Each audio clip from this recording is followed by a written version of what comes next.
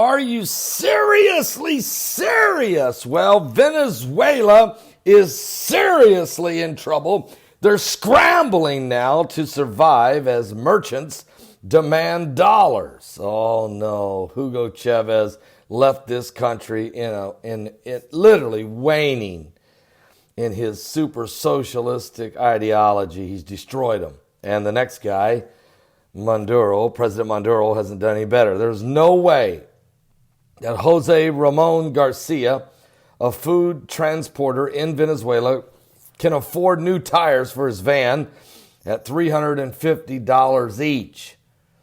Whether he opted to pay in U.S. currency or in the devolved local currency of Venezuela at the equivalent black market price, Garcia would not. He would have to save up for years.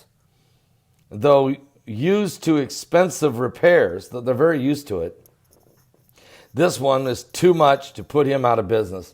Repairs cost an arm and a leg in Venezuela, said the now unemployed 42-year-old Garcia, who has a wife and 2 children to support in the southern city there in Venezuela. There's no point to keep doing this. For a decade and a half, strict exchange controls have severely limited access to the U.S. dollar. A black market in hard currency has spread in response, and as once sky-high oil revenue runs dry, Venezuela's economy is in a total state of freefall, folks.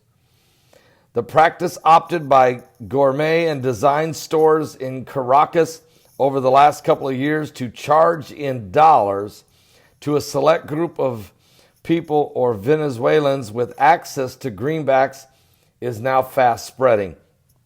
Food sellers, dental and medical clinics, and others are starting to charge in U.S. dollars, putting many basic goods and services out of reach for a large number of Venezuelans. And according to the opposition-led National Assembly, November's rise in prices topped the academics' traditional benchmark for hyperinflation of more than 50% a month and could end the year at 2,000% inflation. The government has not published inflation data for more than a year. They can't. It's insane.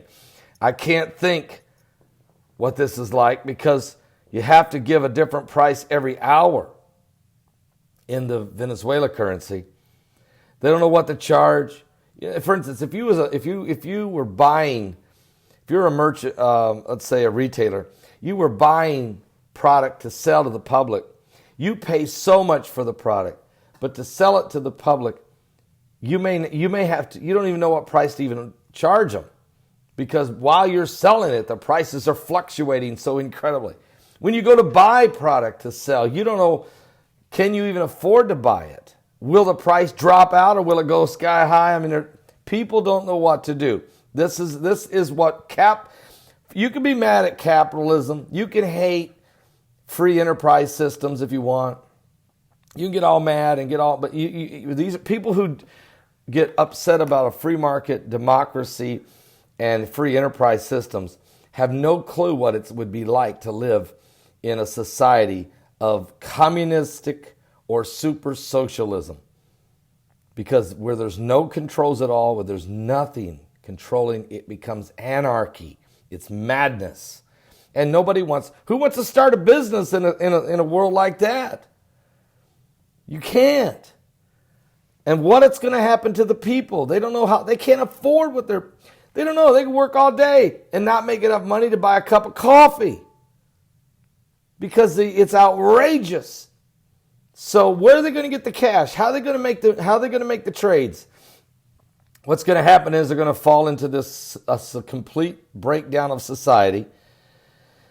It's going to be thievery.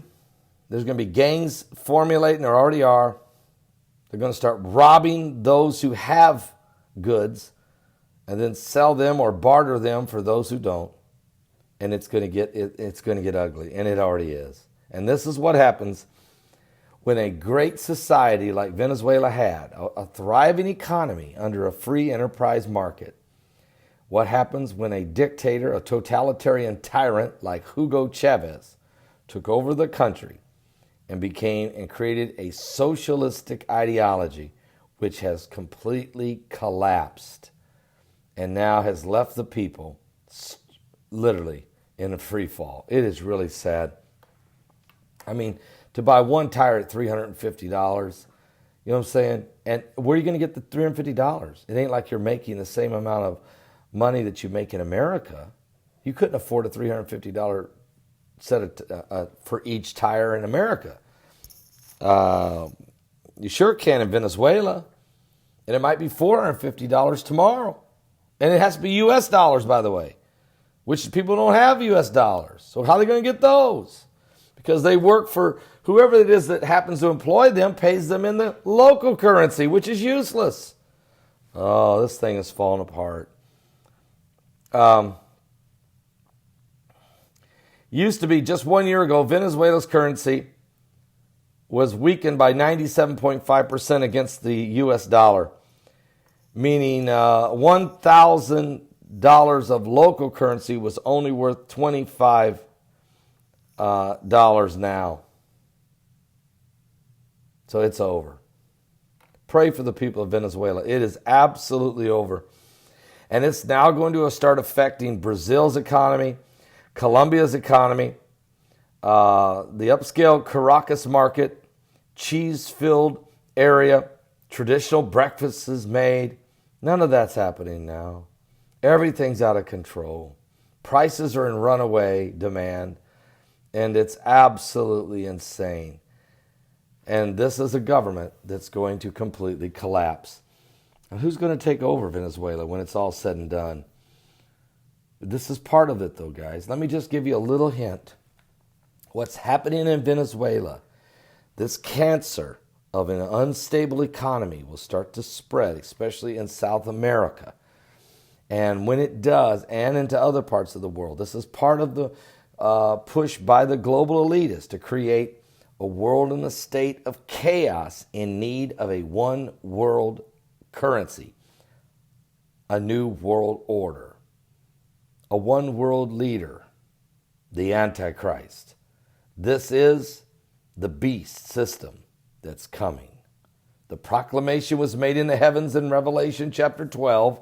You were told that there was a seven-headed monster coming, a seven-headed dragon. And he's coming. And he's coming fast. Give your life to Jesus Christ.